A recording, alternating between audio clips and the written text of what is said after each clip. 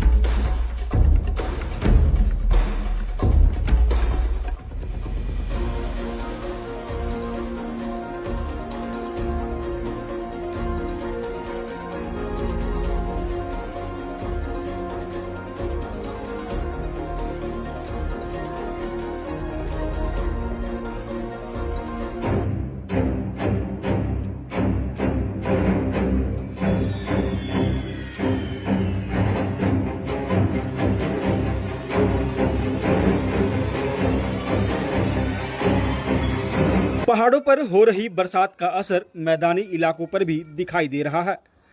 बरसाती नदियां उफान पर है। यमुनानगर में सोम नदी उफान पर आ गई है, जिसके बाद क्षेत्र में बाढ़ जैसे हालात पैदा हो गए हैं।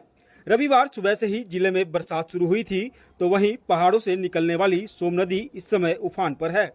सिंचाई विभाग के सुपरिटेंडेंट इंजीनियर ने बताया कि सोम नदी खतरे के निशान से ऊपर बह रही है। उन्होंने बताया कि जहां सोम नदी का खतरे का निशान 10,000 क्यूसिक पानी है, फिलहाल सोम नदी में 22,000 क्यूसिक पानी बह रहा है, जिससे बाढ़ का खतरा बन जाता है। उन्होंने कहा कि सिंचाई विभाग के अधिकारी मौके पर पहुंचकर पानी निकासी के प्रबंध में जुट गए हैं। सर, यहाँ पर आज आप आए थे, आपने मुआयना किया है, कुछ आरोप है कई शरारती तत्वों ने जो है इसको बांध को तोड़ा है।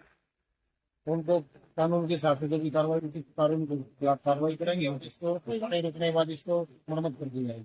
कब तक हो सकती है मरम्मत, क्योंकि पानी का बहाव तो बहुत तेज है।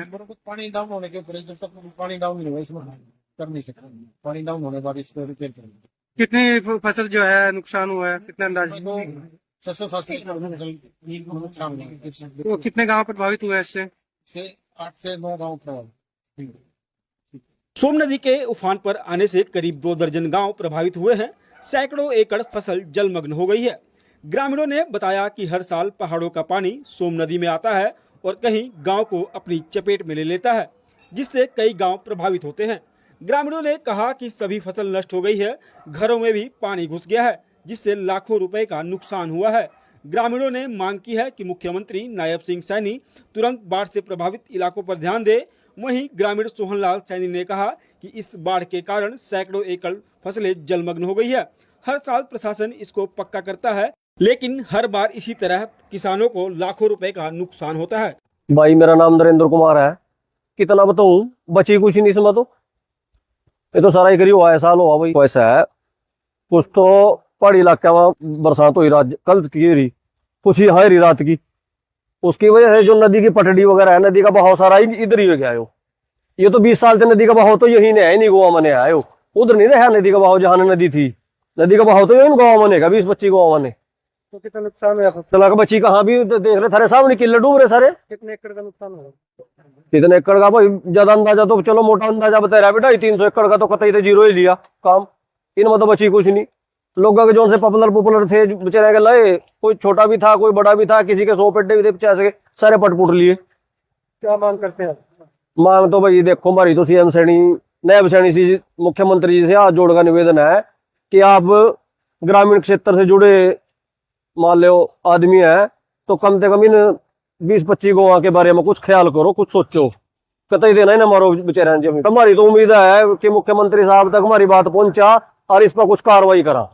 मैं सोहनलाल सैनी, दादूपुर सैनी का नुकसान हो गया जिम्मेदार भाई।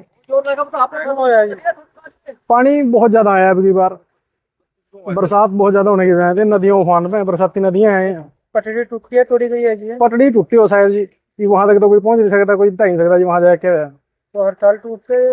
हर साल ही हुआ जी, हर साल किसानों का बहुत नुकसान हो रहा है हमारे एरिया में। तो कभी कहा नहीं है, पक्का प्रबंध नहीं कराया आपने? बस दावे तो हर साल ही हुआ जी, ये तो 20 साल से हो ही रहे, भी हो जाएगा, लेकिन होंदा तो कभी नहीं। ये देखो आप, स्कूल में बच्चे नहीं जा पाते, बहुत दिक्कत होगा, स्कूल वाले छुट्टियां ही कर दें फिर। अब की बार तो थोड़ी बरसात लेट हुई, इस करके लेट पानी आया, वरना बच्चे ने बहुत दिक्कत होगा, किसी ने हॉस्पिटल में जाना हो बड़ी दिक्कत।